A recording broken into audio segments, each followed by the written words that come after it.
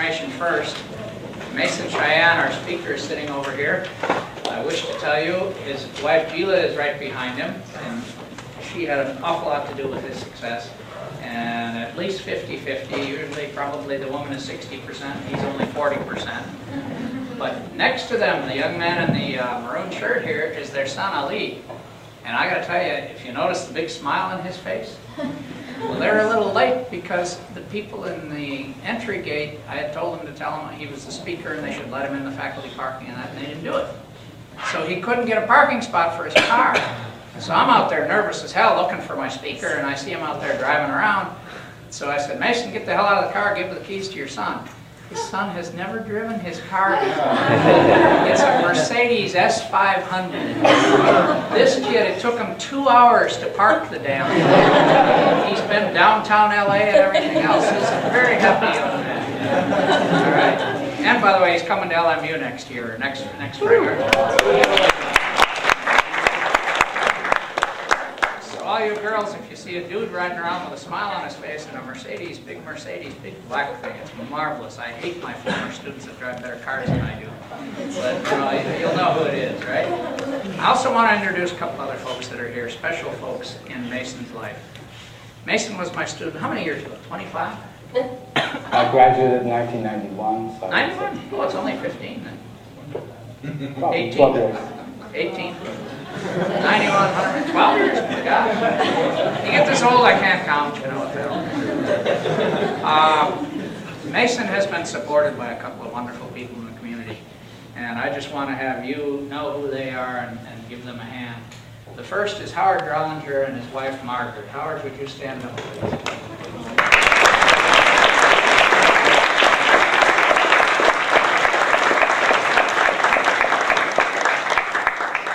Just so you know how life works. Drollinger parking ramp? Yeah. Drollinger? They wouldn't even let him in. He had to fight to get in the damn thing. So you students think you got trouble parking. He paid for the damn thing. So I gave him a lifetime pass, or the president did, you know. Next is Bill. You can park on the grass if the parking garage is full. Good, okay. Bill West is the other gentleman that's just been a wonderful mentor to Mason. Stand up, Bill.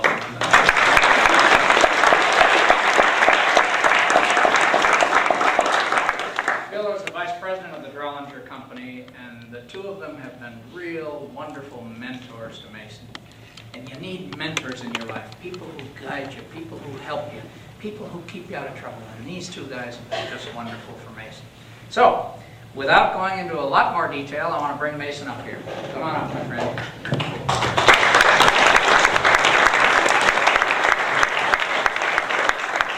Mason, try and shut up. I'm talking. Okay. You don't say anything. Never mind. Sorry about that. Mason Shayan was just an incredibly wonderful student. He won an award from me in one of my classes.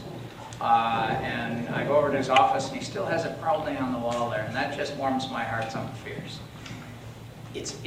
You won't know it till you get to be my age, and you won't know it until you've been a teacher. But it is a most incredible thing in your life to watch your students grow, to watch your students have success, to see their careers go. Then I hope to hell I see a lot of you guys doing wonderful things in life. Matter of fact, God willing and the creek don't rise, I plan on being here for another 34 years. And I plan on making this award to a number of future students who have done very well in life. So every one of you right now start thinking about, you're going to be up here receiving this award. And let me tell you something, this is one hunk of an award. This ain't a bad award to have hanging in your living room. You want something like this. Let me read it to you very quickly, and then I'm going to put it up here, and after he's through, if you want to just take a quick look at it.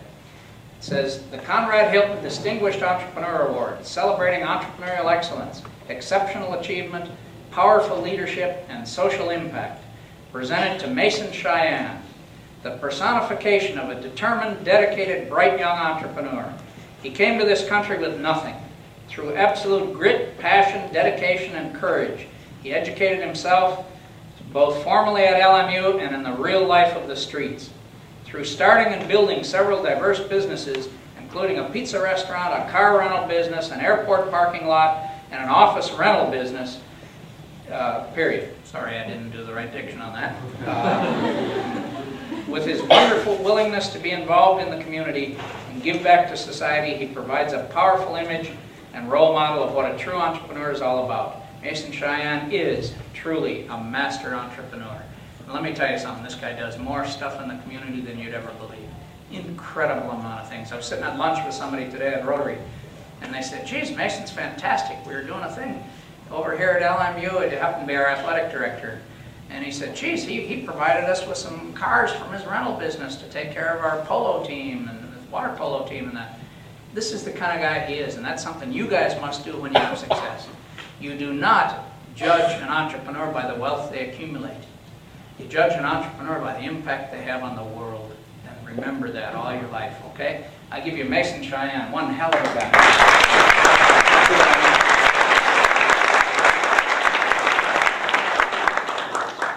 Good evening.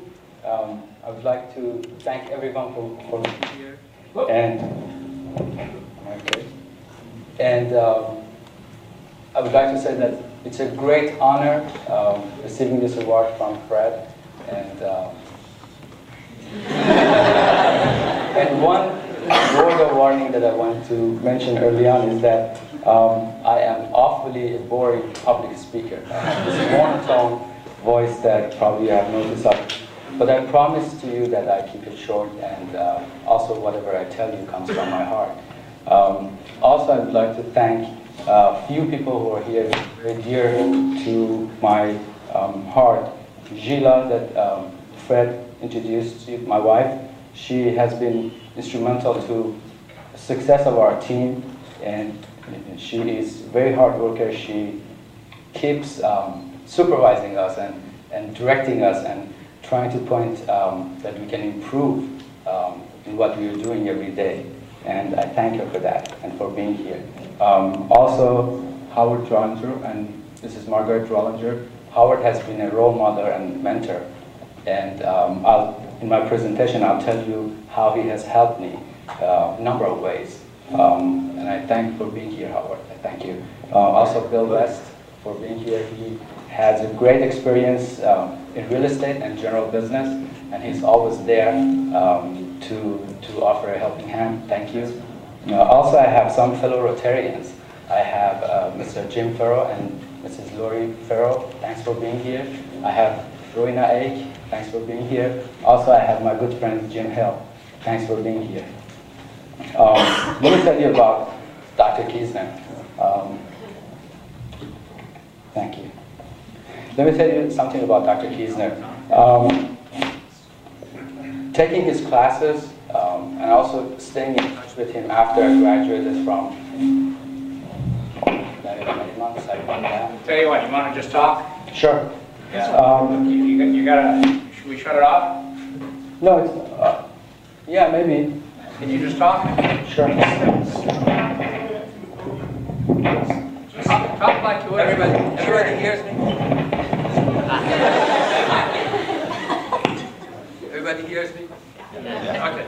So I wanted to tell you guys something about Dr. Kiesner. I took some of his classes when I was coming to Lila Marymount, and I stayed in touch with him after that. And I learned a lot from him. But the most important thing that I learned from him, and I want to share it with you, is not to be afraid of failure.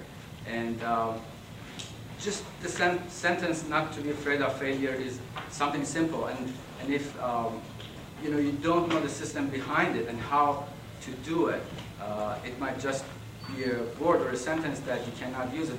But the system behind it is that if you could get the negative meaning away from failure and then look at it as a lesson, and you learn your lesson from your failures, change your approach, take action, and then you fail. Again, you learn your lesson, change your approach, take action, and you keep doing that until you get to your objective. That's what I learned from Dr. Kiesner. And I'll give you a couple of examples on that. One is an airplane flying from point A to point B. An airplane can go right or left, up or down, but we have a pilot, and the pilot keeps monitoring it and keeps correcting the direction to stay in course. Imagine if the pilot decides in the middle of the way, saying, you know, I'm tired, I had too many failures, I just don't want to correct it, I don't want to take action, and I give up. So the airplane is not going to get to the destination. The same thing, I can give you another example about a child trying to learn how to walk. A child might fail maybe 5, 10, 100 times, maybe try number of times to try to walk, and they fell down. But they keep doing it because they don't have this negative meaning attached to failure. And they don't probably know that they're failing. So they keep doing it until they learn to walk. And they don't stop there. They start learning to run and then to jump. And then they have the life of their time.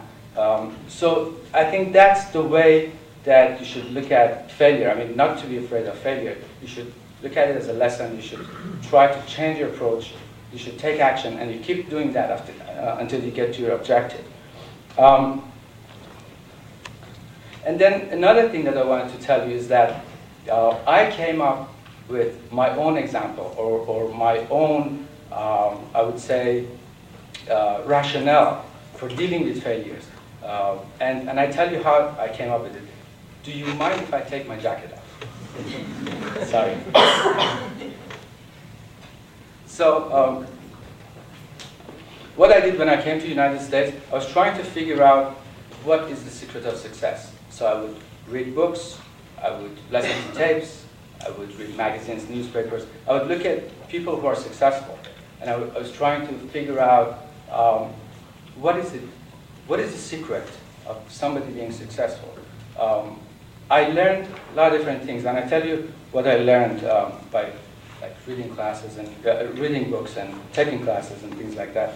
I learned that hard work has a lot to do with it. I learned that focus and concentration and going to depth, having knowledge about what you're doing has a lot to do with it. Fulfilling a need or creating a need and fulfilling it has a lot to do with it. Differentiating yourself from other guys has a lot to do with it. Keeping it simple has a lot to do with it. And also something new that I recently learned is that keep improving what you're doing on a daily basis. Small improvement has a lot to do with it, because I'll tell you about this later in more depth, because if you keep improving little by little every day, in 365 days, you have a lot of improvements. And there's a synergy. You're not going to have only 365 small improvements. You're going to have a huge improvement. But I'll tell you more. And I can go on and on about, with this list that what has to do with success. But I wanted to tell you about my own rationale, my own example about failure. One day when I was sitting and I was trying to figure out the secret of success, and I said, in the United States, there are 250 to 300 people, 250 million to 300 million people. And then I thought, there are about 25 to 30 million people who have a net worth of about $1 million or more. That's 10%. And then I thought that there is a large percentage of these people are people who are self-made millionaires. And then I jumped to this huge conclusion that usually people don't do. And I said, what if I work harder than 250 to 300 people around me? What are the chances? Statistically, I thought the chances are pretty good for me being successful. And I really believed in it. I didn't have, or how should I put it? It really doesn't matter what facts you have, but I think the strong conclusion that I came up with was what kept me going. And I think this is important for you guys to come up with your own example or your own rationale that when you get to tough situations, when you're tired or frustrated or you're stressed out, you bring that up and you say, you know what, I want to deal with it as a lesson instead of it's not painful, I forget about the pain part of it, I'm going to learn my lesson, I'm going to see if I can change my approach and take action. And I keep doing that until I get to my objective. So that's my own rationale or example. But I think it's a good idea if you guys can come up with your own, so you can feel, and it's real for you, so you can yeah, it works for you. When you're in a situation that you need help, you can help yourself. One funny thing I wanted to mention, imagine I was a valet attendant, I was parking cars when I was going to school. And I had this rationale, and I was working really hard. I was parking cars, and people would come to me, or my coworkers would say, why do you work this hard? And I said, well, because of selfish reasons. So, what is it? And I give them my rationale. And it's funny because, you know, you are a valet attendant, and let's say you're a good valet attendant. Let's say you're an excellent valet attendant. How the hell could you become successful, or how could you become a millionaire, you know? They couldn't understand. But for me, I could kind of relate it because I had people who would come to me, they come in these new, beautiful cars, and they're very successful, and they come to me and they walk up to me and they see that I'm working really hard, and they shake my hand and say, you know, I was doing this when I was going to school. Or they would say, when I came to the United States, I was doing it. Or when I just started, I was doing this. So, so it was a reassurance for me that, you know, what, if they can do it, I can do it. So that's what, even if you're doing something small, if you keep training yourself, I think you will get where you want to get. Excuse me. And another thing that I wanted to again emphasize is that the conclusion of this thing, this rationale, is more important than the basic facts, because as of today, I'm really not sure about the exact population of the United States, the exact number of millionaires in the United States, or the percentage of self-made millionaires and people who inherited it. But I came up with this conclusion, I stuck with it, and I kept, every time I had a problem, say, you know what, you gotta work harder than 250, only 250 to 300 people around you, and it makes it actually easier. And that works for me. But if you could come up with something that works for you, that would be a good thing. And now I would like to tell you a little quick timeline and some of my experiences since I came to the United States till now. I was born and raised in Iran. I got married to Gila when we were 20, 21 years old. So we have been married for about 19 years now. And then I came to United States in 1986. I attended one semester in Cal Lutheran University. And because my English was not good at that time, and I shouldn't say at that time because I know that my English is not good now either.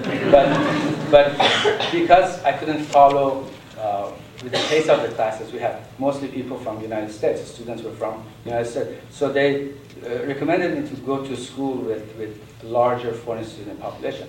So I went to Salamanca College. I got an AA degree in Salamanca College. Then I transferred to Lila Marymount University. I got my BA degree in Lila Marymount University. And then right about, I would say, 3-4 months before I graduated from Lila Marymount, we started a small pizza place on Santa Monica Boulevard. And we had it for a couple of years. This pizza place also was a challenge because we did not have any idea what does it take to run a pizza place. But we started working hard, and actually without knowing at that time, I was applying this failure, learning from it, change your approach, and take action. So I kept doing that, and it took me about a year to figure out what does it take to run a pizza place. And the first year we were losing money, and the second year we started being profitable. But, and this is a big but, we were working so hard, me and my wife, that we were kind of, I would say, stressed out, tired. We had a young son, and we needed time for our family. So we got together, we had this family meeting, and said, what do you think we should do? And we decided to sell the business, forget about having your business because probably it's very difficult or you have to sacrifice too much. So we decided to sell it, and we got jobs. I got a job, she got a job, and we started working for companies. I worked for a company who was providing, actually that was the company that I was working for when I was going to school. I was parking cars, but I worked for them as a manager. It was a small company. They were offering valet parking service for different restaurants, clubs, and also they had a limousine service. I worked for them for about a couple of years. I helped them establish a car rental company and also an auto repair business within their company. And we got to a point that the company and me, we started kind of growing apart. I didn't see any opportunity for me for growing up and for growth. So I left the company, and I thought, well, now I think it's a good idea. Let's look at export business. Let's see if I can start an export business. I did it for 6 months, and then I gave up on it. And the reason for that, I'll share that with you also really quick. The reason for that was I didn't have any industry experience. I didn't have any industry contacts, and I didn't have any money or capital to stay in business long enough so I can establish industry contacts and experience. So I gave up on the experience. Then I started looking at transportation industry, and I noticed that transportation industry is closely related to travel industry. And then I focused on car rental business. When I was going to school, I was working for a small car rental company, and I noticed that the small car rental companies do not have really sophisticated marketing approach. They don't have sophistication in their customer service or in their operations. So I thought there's a chance there. Then I looked at the car rental market at LAX, and that's where if I wanted to do it, I had to do it here. So I looked at it. I noticed in 1995, the car rental market at LAX was $400 million. But that was the good part. But the bad part of it was there were 6 major companies dominating 98% of the market. So we had a 2% market share left for all those small ones. And I figured, okay, $8 million left for about 10 companies. And I realized that they're not very sophisticated in marketing, in their customer service and operation. So I thought if I have an objective of gaining 10% of that $8 million, means $800,000, that would be a good business. So I started the car rental company. And one thing that I would like to tell you is that the first day that I wanted to start, and I really decided to go for it, I walked to this dealership, and this enthusiastic young salesperson came to me and said, "May I help you?" And I said, "As a matter of fact, yes, you can." And he said, "How can I help you?" I said, "I'm here to buy 20 cars. So he just stepped back, he looked at me, and he thought I'm joking, and I kind of stared, and he looked at me, and kind of exchanged, and he said, "I'll be back in 1 moment." So he started running to his manager, and I guess that he told the manager that, "Oh, there's a guy out there who wants to buy 20 cars." And probably the manager told him, "Well, don't lose it, just grab a piece of paper and a pen and go ask him to pick up the cars that he wants to buy." So he came out and said, "Let's go pick up the cars." I bought 11 cars. I chose 11 cars. And then we went to the office. And the manager came and he said, "How are you planning to pay for these cars?" And I said, "I was hoping you can help me with that." And he said, "What do you mean?" I said, "Well, I have the down payments for them, but I don't have a big line of credit. I have credit cards, but I don't have a big line of credit, and I was hoping you can help me with the finance." And to my big surprise, they did help me. They went out of their way to find finance companies to finance me for about 11 cars that first day. And that was the first step, and I thought, all right, I could buy 11 cars and they could finance me. I had a good credit, so that also helped. Then once I had the cars, also I secured a small office space from Howard, and I rented 10 parking spaces. And I remember the first day that I was driving to my office. I was thinking, I was not nervous or worried or stressed out. And I was thinking, I have committed to 11 car payments.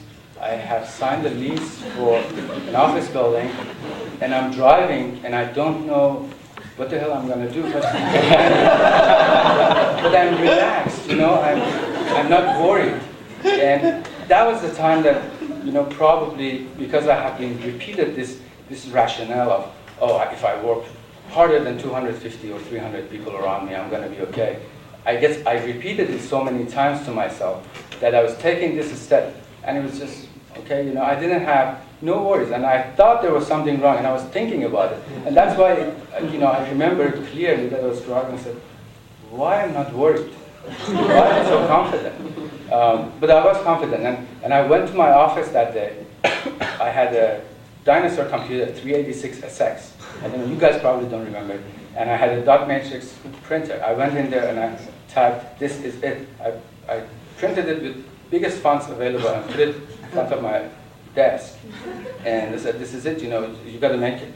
And that's how it helped me. One thing else that I wanted to tell you is that sometimes when you want to do something, you decide to do something, you have very nice people, your relatives, your parents, your friends.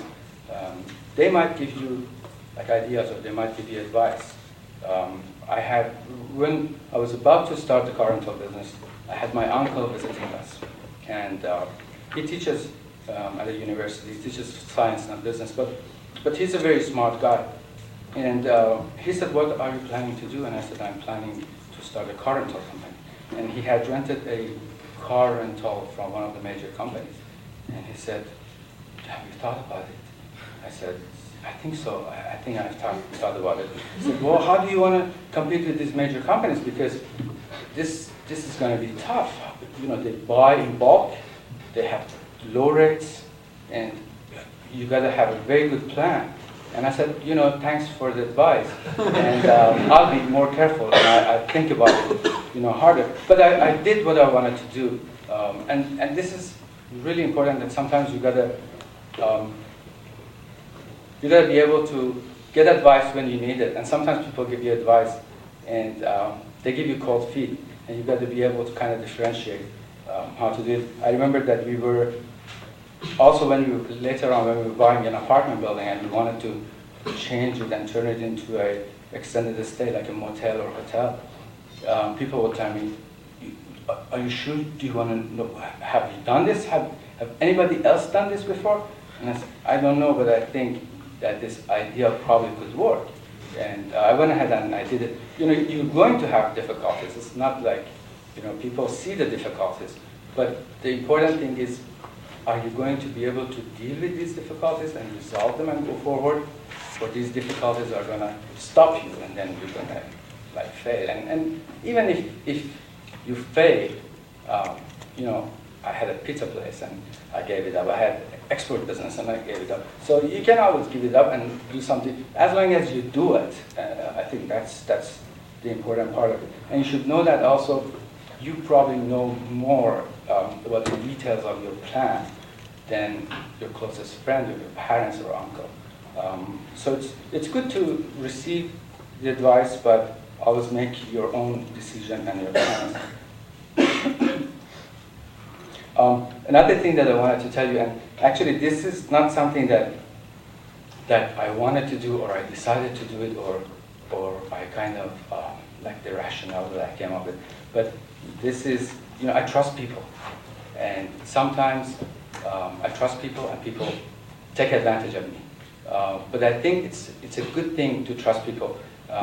I have learned since I've been in the United States, or even before that there are more people out there that want to help you than hurt you. There are very few people that might want to hurt you. Most people want to help you.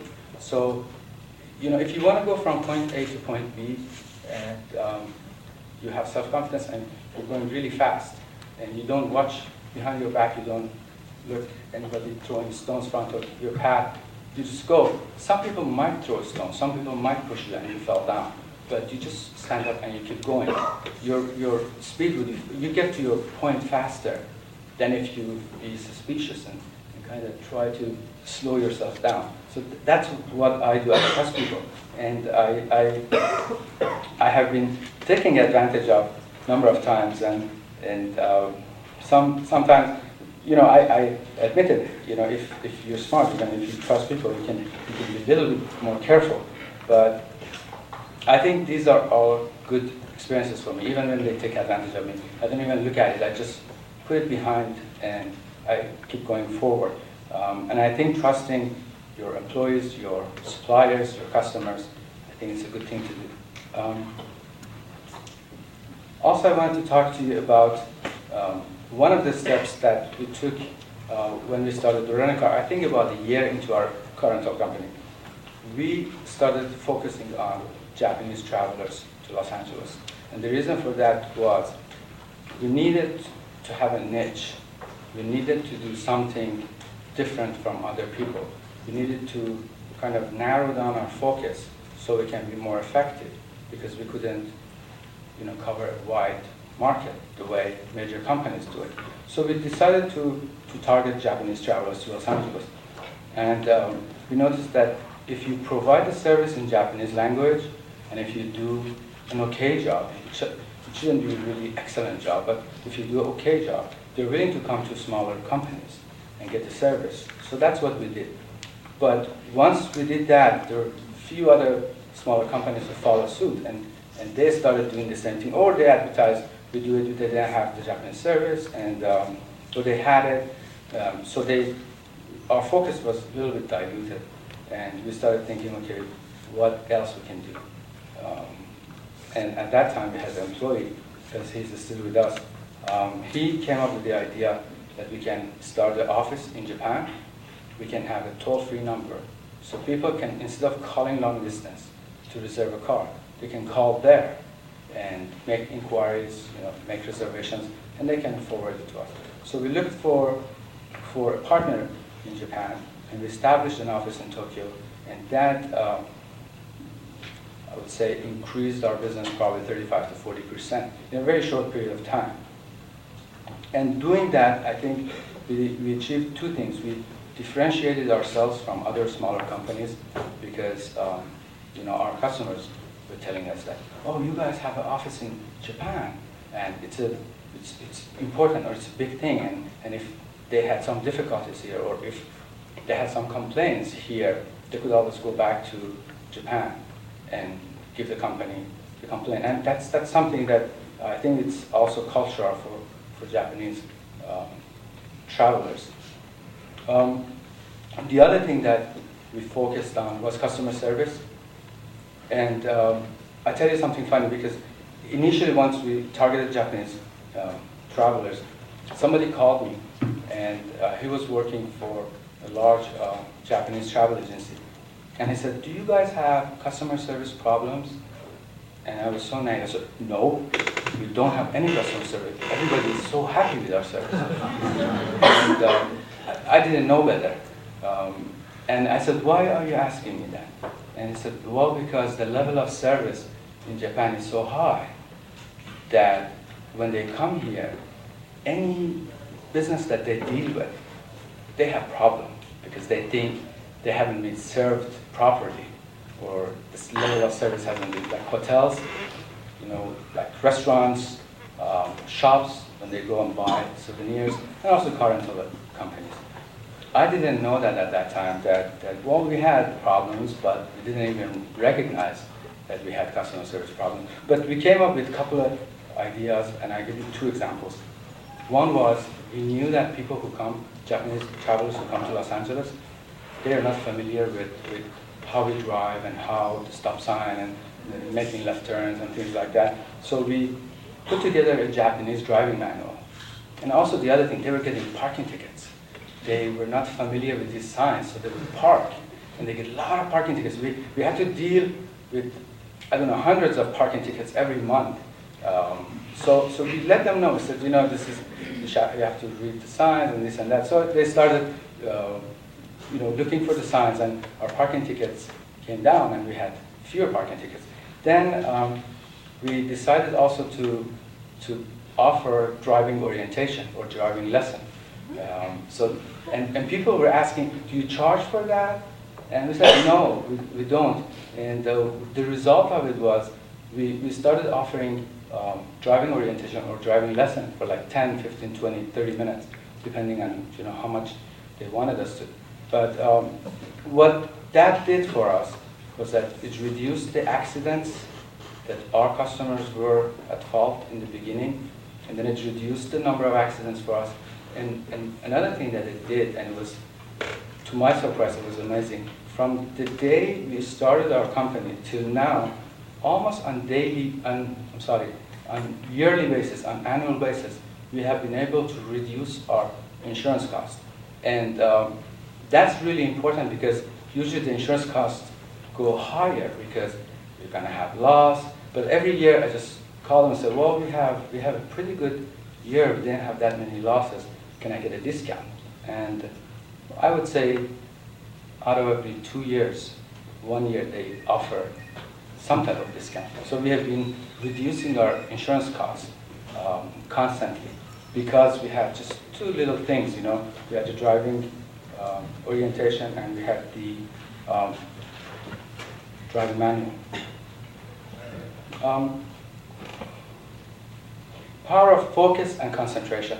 I mentioned earlier about focus and concentration, and sometimes, before when I started, I thought when I sit down and I worry about my car payments or my insurance payment or my payroll, I'm concentrating. I'm concentrating on my business because I'm worried about, how to pay my bills or different things. Things that are headaches, but that's not really focus and concentration. I think by that we should mean in-depth knowledge about what we're doing, like how we can keep the customers coming back to us, or what is the profit margin of one customer per visit, or how many visits a customer will have per year, and how long a customer on average they stay with you. So by knowing these little things, and it takes a lot of work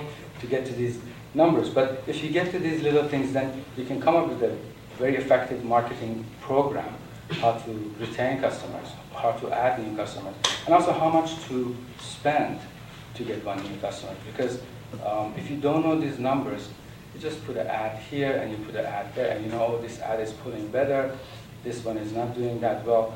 But if you know these numbers and if you measure and you stay really involved with your business, I think that you'll do much better and you'll do a much more effective job. About 3 years into our business, into current business, in August of 1998, we purchased an office building. And we moved to that office building and we started operating out of that office building. But one thing that I wanted to mention is that we did that because one day Howard came to me and he said, don't you want to buy your own place and operate out of your own place? And I thought about it and I said, well, I don't know how to do it. So what do you mean you don't know how to do it? It's just a matter of purchasing the location. And I said, well, I haven't done it and I don't know, so do you want me to have my guys contact you? And I said, I appreciate it. And that's what we did. We started looking at a few companies, a few buildings, and we chose one. And I remember when we were about to make an offer, somebody told me, this building they're asking for like $550,000, and it's not worth it more than $250,000. And I said, oh my God, I'm going to buy a building double of what it's worth. So I went back to Howard, and I said, Howard, I have a question, I have a problem. I said, what is it? And I said, somebody is telling me that the price for this thing is $250,000, but they're asking for $550,000. And I don't know what to do. He said, I don't know specifically about that building, but I tell you something. I've been in real estate business for 50 years. 50 years, people has been complaining about high prices of real estate. But still, I see the prices of real estate rise. So and I said, okay, thank you, I got my answer. So I went there and I bought the office building. And the other thing is, I learned also a lesson from Howard. I have had clients who rent cars from me, and they needed to buy a car. They were looking to buy a car.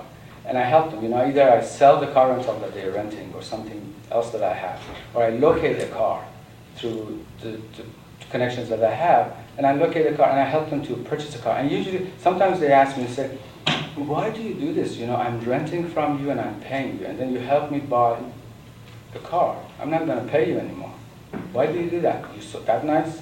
So, well, I would think that I'm a nice guy, but also I think if in future, if you needed to rent a car, you would come to me. Also, if you knew any other person who needed to rent a car, you'll send them to me. And so, well, yeah, that makes sense. So it's good to be nice. Also, it's good that you help people, but what goes around, I think, comes around, and that's really true. In April of 2000, about a couple of years after we purchased the office building, we looked at, we're looking for a couple of years now. We're thinking we are offering car rental, and what if we can offer something else? So what do you want to offer? Well, if somebody is coming to LA, they need to rent a car, they need a room to stay. So could we look at a motel? Could we buy a motel? And then when people come in, they can rent a car, and then we can rent them a room. So well, that's a good idea. We started looking at motels in the area, and I noticed that the prices were really expensive and we couldn't afford it. Or the quality of the motel was really bad, and we couldn't put our clients there. And I thought, what about buying an apartment building? Instead of a motel room, we can give them an apartment, but the price would be cheaper than motel, and at the end of it, the rental income that we collect would be much more than the rent that people pay on like monthly basis.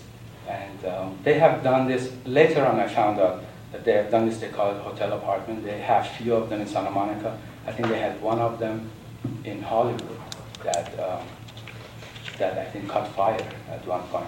But we started doing this. We purchased an apartment building. We furnished the units. We put cable TV, telephone. We made it really nice, and we started offering it to our clients as an extended stay facility. For year 2000, it was not working really well because we needed to figure out, how to work it. And then the second year, in 2001, it started being profitable. In about May of 2001, also someone came to me and said, there's a parking lot across the street. Are you interested in buying it? First, I thought that's too big of a parking lot. We needed some place larger. And the time that we were in the office building, at one point we had to rent few spaces from Howard and Bill because we didn't have enough space for our cars. So we were kind of tight for our parking. And they said, are you interested? And I thought, what if we moved there, we move our operation there, and we start offering parking, airport parking to our customers, because it's a logical complement to what we are doing. We have shuttle to airport, we pick up, drop off customers, so we can do the same thing for parking customers.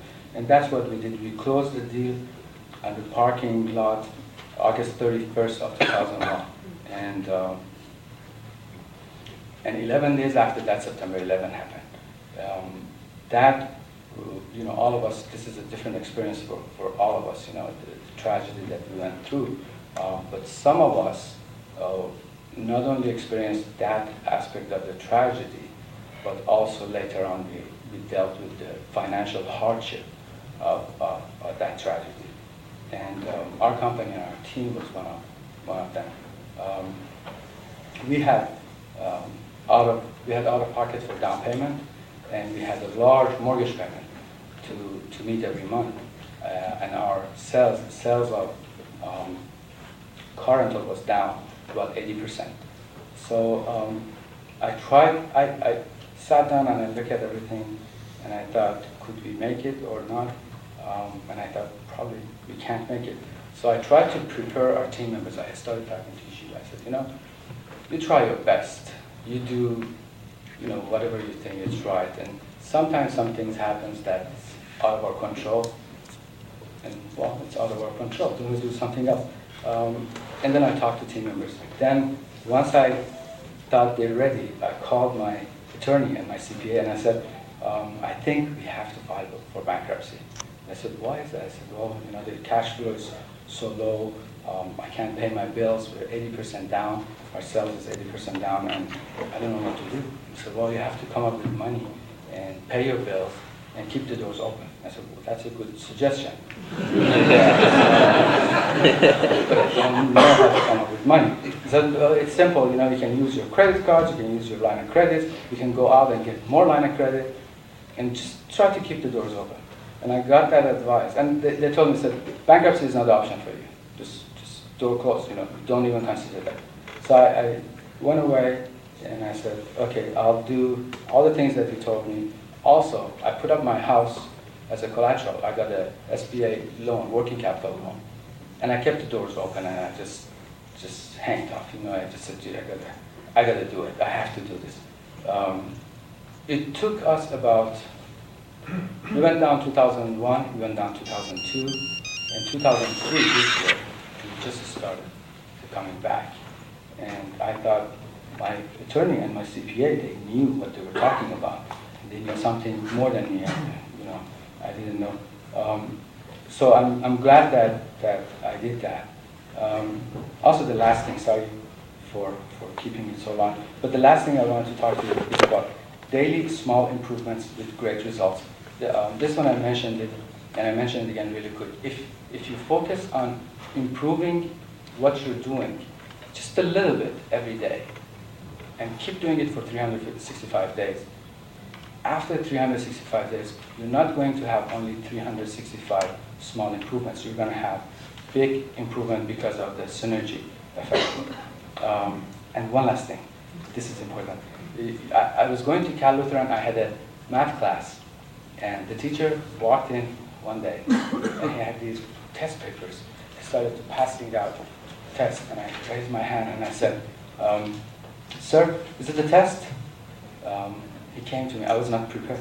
So he came to me, he put his hand on my shoulder, said, son, life is a test. And it just stuck with me, I said, life is a test, that's true.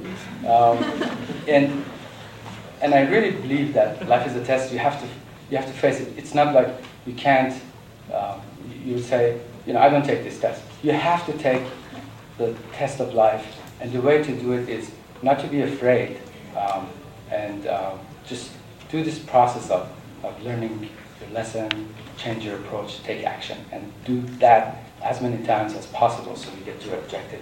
And finally, please dream big, go out there and make it happen, and in the process, help others and give back to your community. Thank you.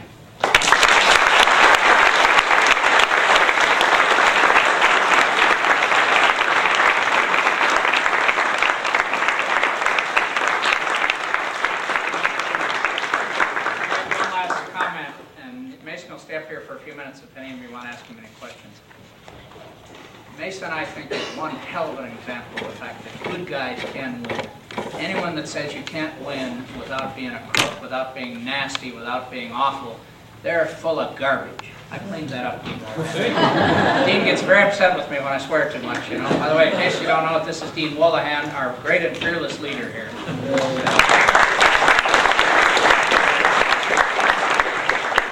I saw his eyebrows go up. He thought I was going to say something else there. I'm serious. This is one of the good guys, and the courage it takes to run your own business. Part of it you saw here. I say this to my students all the time. Life goes up, life goes down, life goes up, life goes down. You stay in there and you fight. I was terrified after 9/11 that he was going to lose everything. Absolutely terrified. And I watched him fight back. Changed his methods, changed what he did. He never gave up. And he always optimistic. I'd say to him, and he'd say, well, we're talking about bankruptcy, but I think things will get better. This is the way you got to be. This is a hell of an example of a wonderful, wonderful, wonderful entrepreneur that all of you can emulate and be that way someday right here. Cheers to you all.